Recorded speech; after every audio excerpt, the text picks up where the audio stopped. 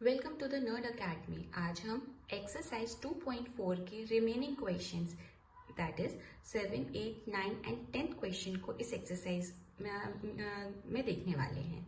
Question number 7 कह रहा है Hasan buys two kind of clothes material for the school uniform. The first material that cost him 50 metre per meter and trouser को जो trouser material that cost him is 90 per meter. For every 3 meter of the shirt material that he buy, 2 meter of the trouser of the material. He sell the material at 12% and 10% profit respectively. His total sale is 36,600. How much the trouser material did he buy? Hasan shirt pant school uniform के लिए shirt pant खरीद रहा है। Shirt material 3 metre खरीद रहा है तो 2 metre trouser के लिए खरीद रहा है। शर्ट मटेरियल उसको 50 पर मीटर पड़ रहा है, ट्राउजर का 90 मीटर पड़ रहा है।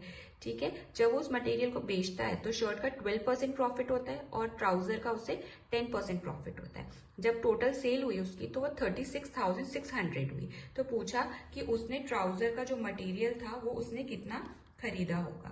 ठीक है, दिस इज द क्वेश्चन। अब देखते हैं हम इसे कैसे सॉल्व करते हैं। ठीक है, सबसे पहले हमें let the shirt cloth, let the shirt material bought किस उसमें खरीदा है उसने 3 रेशियो में, 3 मीटर उसमें तो 3x। ठीक है, ट्राउजर मटेरियल कितना खरीदा है उसने दैट इज 2x। ये मीटर में तो मैं मीटर लिख देती हूँ। ठीक है, फिर क्या बोला, कॉस्ट कितनी पड़ रही है उसको शर्ट की, कॉस्ट ऑफ शर्ट मटेरियल की कॉस्ट कितनी पड़ रही है उसको दैट इज 3x इंटू 50। तो कितना आया 150x मीटर।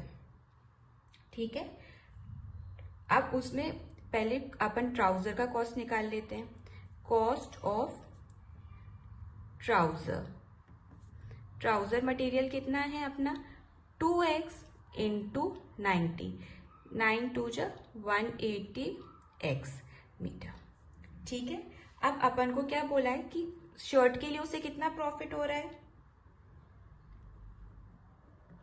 शर्ट के लिए उसे 12% हो रहा है। किसका 150 का, तो हम इसे कैसे लिखेंगे 150x प्लस 150x इंटू कितना 12%। तो 12 को परसेंट से करेंगे तो ये 100 आएगा। इसे हम जब सॉल्व करेंगे तो 3 जा ये 2 जा 1 जा 6 जा, तो ये कितना हो जाएगा 150x प्लस 3 जा 18x। तो इसको करेंगे तो ये कितना आएगा हमारा 168x। अब हम ट्राउजर का भी देखते हैं ऐसे इसको प्रॉफिट कितना होगा। तो ट्राउजर का हमारा कितना था 180x प्लस 10% का प्रॉफिट कमाया उसने तो 10 इंटू 10%, तो 10% 10/100 इंटू किसका 180x का उतना था। तो इसको सॉल्व करेंगे तो कितना आएगा 0 से 0 गया, इससे इतना आ गया तो 18। तो 180x प्लस 18x, तो ये प्लस करने पर कितना आएगा अपना 198x। ठीक है, अब क्या बोला, जब टोटल सेल हुई इन दोनों की सेल करी तो कितना हुआ 36,000। तो एज पर कंडीशन हमारा क्या आ रहा है 168x plus 198x equal to 36,600। ठीक है, इसे प्लस कर लेते हैं यहाँ पे साइड में 198 168 16 कितना आएगा 366x इक्वल टू 36,600। तो x इक्वल टू कितना आएगा 36,600 डिवाइडेड बाय 36। तो ये क्या 1 जा ये गया 100 time.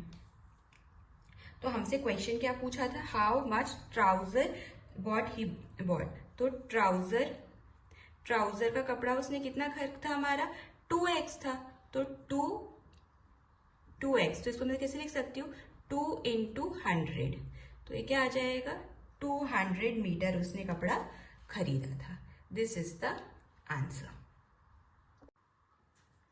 Now we are moving toward the question number 8. Question 8 कह रहा है half of a herd of deer are grazing in the field and 3/4 of remaining are playing nearby.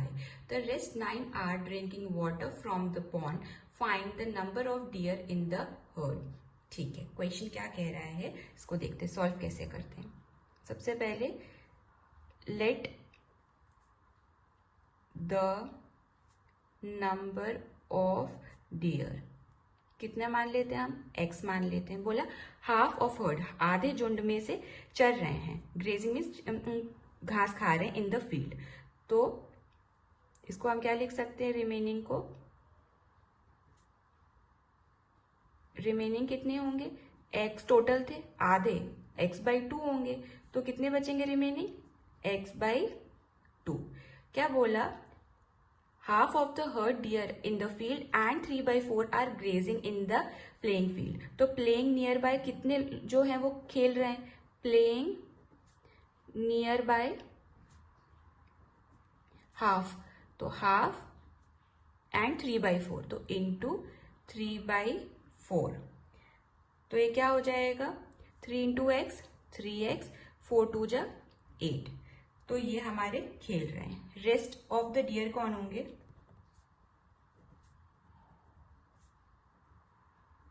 Rest of the dear हमारे कितने हैं 9 है, तो ये क्या होगा x/2 plus 3x/8 plus 9 is equal to, ये टोटल बनाते हैं कि ये टोटल इतने थे, हमारे हाफ थे, फिर रिमेनिंग जो आधे थे वो खेल रहे थे नियर बाय, तो वो इतने थे, और जो बचे कुचे थे उसमें बोला था the rest 9 are drinking water, तो इज इक्वल टू टोटल थे ये। तो हम इसे सॉल्व करके देखते हैं। अपॉन 1, 2 और 8 का जब हम एलसीएम लेंगे तो एलसीएम कितना आएगा, एलसीएम ऑफ 2 and 8 कितना होगा, एलसीएम 2 और 8 का 8 होगा। ठीक है, मैं यहाँ पे लिख करके दिखाती हूँ। तो x इंटू 2 की टेबल में 8 कितने टाइम आता है, 4 टाइम आता है, इसलिए मैंने 4 का मल्टीप्लाई किया। 3x इंटू 8 की टेबल में 8 कितने टाइम आता है, 1 टाइम, प्लस 9 इंटू 1 की टेबल में 8 कितने टाइम आता है, 8 टाइम आता है, तो 8 लिखा। तो ये क्या हो जाएगा 4x प्लस 3x बन जा 3x प्लस 9 8 जा 72 upon 8 is equal to 8 upon 1। Cross multiply करेंगे तो ये क्या हो जाएगा 7 प्लस 4 प्लस 3x कितना हो जाता है 7x प्लस 72 इक्वल टू 8 8 जा 64। तो 7x इक्वल टू 64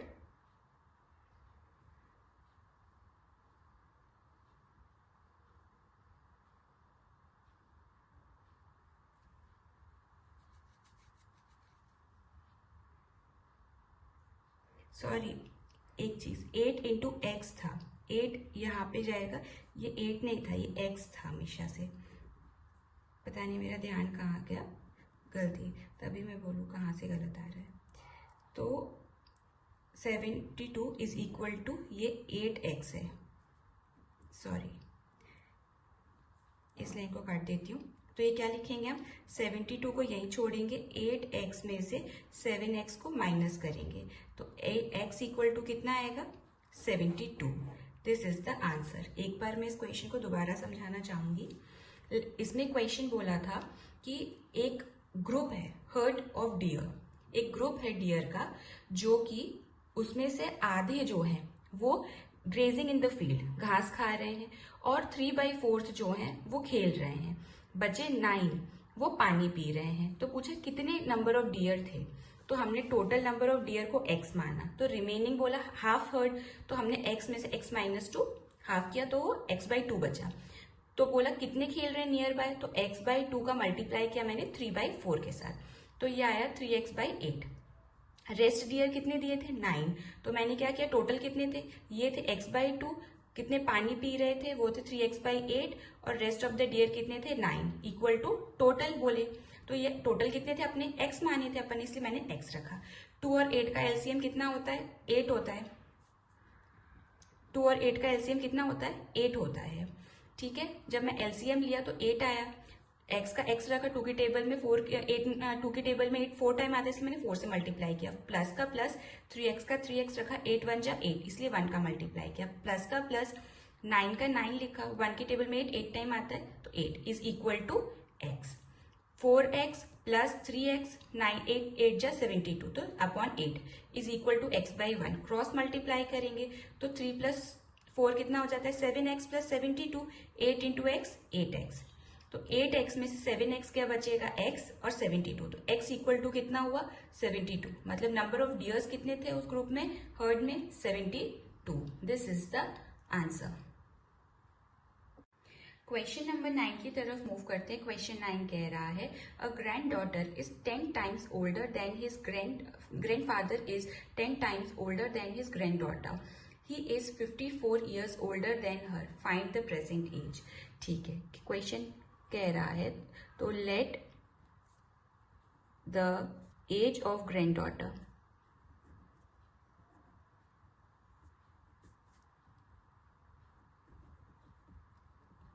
कितनी है x है, ग्रैंडफादर की एज क्या होगी,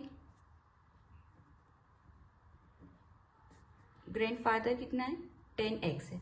बोला जो दादाजी हैं वो 54 years ओल्डर हैं उससे, तो हम इसे ऐसे लिख सकते हैं एज पर the condition 10x minus x equal to 54, तो 10x में से x गया तो बचा 9x इज इक्वल टू 54, तो x इक्वल्स टू 54/9, 9 1 जा 9, 9 6 जा 54, तो x इक्वल टू 6, मतलब ग्रैंड डॉटर की एज क्या है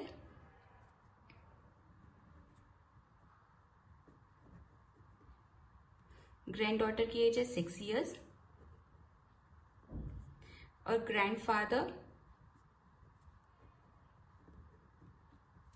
दैट इज 10x, तो 10 इंटू 6 मतलब 10 6 जा 60 years। This is the answer. Now we are moving toward the last question of this exercise, that is question number 10. Aman's age is 3 times of his son's age. 10 years ago he was 5 times of his son's age. Find their present age. ठीक है, solve में let the present age of son की age को हम पहले x मान लेते हैं कि वो x years का है। ठीक है, अमन की एज क्या होगी, अमन्स एज क्या होगी दैट इज 3 टाइम, तो 3x वो 3x years का है। फिर क्या बोला 10 years अगो, तो 10 years अगो क्या बन रहा है x माइनस 10, इधर लिख लेती हूँ 3x माइनस 10।